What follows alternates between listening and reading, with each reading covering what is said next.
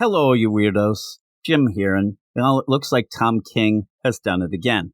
This week, Wonder Woman fans took to social media to let everyone know that, lo and behold, Tom King doesn't quite get the character of Wonder Woman. It all stemmed from a short story in the Trinity Special #1, where, in the past, Diana punches her mama Paula right in the face, while also showing Trinity, Wonder Woman's daughter, punching Diana right in the kisser as well. Now, the minute I saw the uproar, all I could think of was, welcome to the party, pal. This is what Tom King does. And while he has a lot of fans who throw unconditional love at every single thing he writes, I still will tell you that I think one of the worst things that can happen to a comic book fan is the announcement that Tom King will be writing their favorite character. But let's get into this. You are all weirdos. Weird science is the revolution. Weird science is the revolution. So when this week's controversy was heating up, I saw that Wonder Woman and Tom King were trending. I ended up getting involved with a couple quote-unquote discussions on Twitter, and one interaction really stuck with me. I was talking about how a lot of people do complain that Tom King doesn't get the characters that he writes, and a self-proclaimed King fan told me the only ones who complain are the fans of the characters he writes.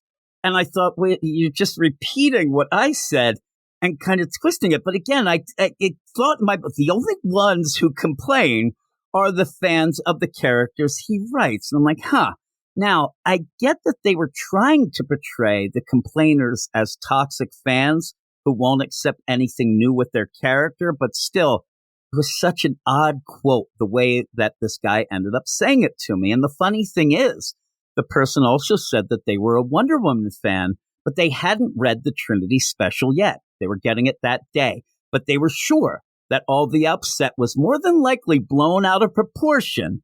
That is until he read the issue. And I give the guy major props because he did get back to me and he did say I kind of was wrong and that he didn't like that story in the Trinity Special and that maybe Tom King doesn't quite get the character as much as he had thought. Now, I've seen this over and over. Tom King works well with obscure characters, not because he knows them better, but because readers barely know these characters at all.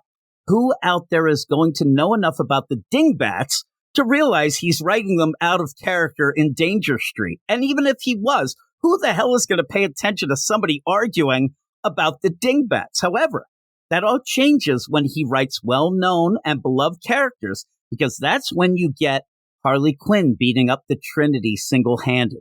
That's when you get Mr. Terrific admitting he is glad his wife and unborn child died. And that's when you get Wonder Woman punching Hippolyta in the face. Now, Tom King is a story guy. I get it, but oftentimes he forces his characters to fit that story. And I say it a lot, but it's like he takes a square character and tries to fit it into a circle story. There's a reason why a lot of his books are Black Label and out of continuity books. You know, that's a big part of it, that he likes to tell these stories. Then he'll admit it at times that they're not quite the characters that we know and love. He's doing this, side story with it, and it's Black Label because of that. Wonder Woman isn't. That's one of the biggest problems. But even something like Strange Adventures, which was announced as an in-continuity book, and that really changed to Black Label once the initial scripts were turned in, and it seemed that DC realized, this isn't quite the right thing, and we'll just put it as the side book.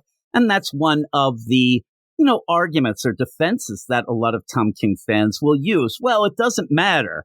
It's Black Label. It's out of continuity. They don't realize that while that is true, it still ends up tainting the character a bit and changes how future people write them. And I hate the idea that people start to use Tom King as a basis of how they're going to write characters, especially when they're out of continuity and don't really respect the character's past. But maybe if we look at both sides of all this, maybe we can get Tom King fans and haters to find a middle ground where they can all get along. Because when I'm reading a Tom King book, something always pops up in my head.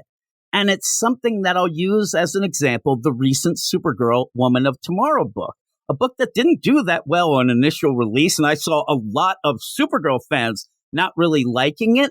It did get more popular once James Gunn said that it would be the basis of the upcoming Supergirl movie. But let's go into this. I'm going to give you a statement here with a twist, and I want to see if people agree with me. I think Supergirl Woman of Tomorrow is a good book. Now, you're going to have one side saying, oh, how dare you? They're going to get mad at me. Now, again, I'll repeat that. I think Supergirl Woman of Tomorrow is a good book. Here's the twist. I think it's an awful Supergirl book.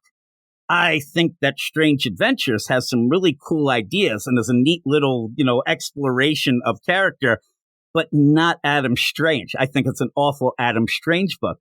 And that's why I think Tom King would be so much better served writing indie titles with original characters who fit his story, instead of taking beloved characters and neglecting decades of story and character progression just to make them fit into a narrative that is usually filled with misery and despair. That is a problem. Now, one of the arguments, again, because Tom King fans are right there with arguments if you don't like his books, where they say, oh, well, he didn't want this character in the book. He was told to put that character in the book. One of the big plays is Harley Quinn. He was told to put in Heroes in Crisis. That doesn't mean you write her out of character, though. That doesn't give you a pass if you write her horribly. You're given a character to write the character right.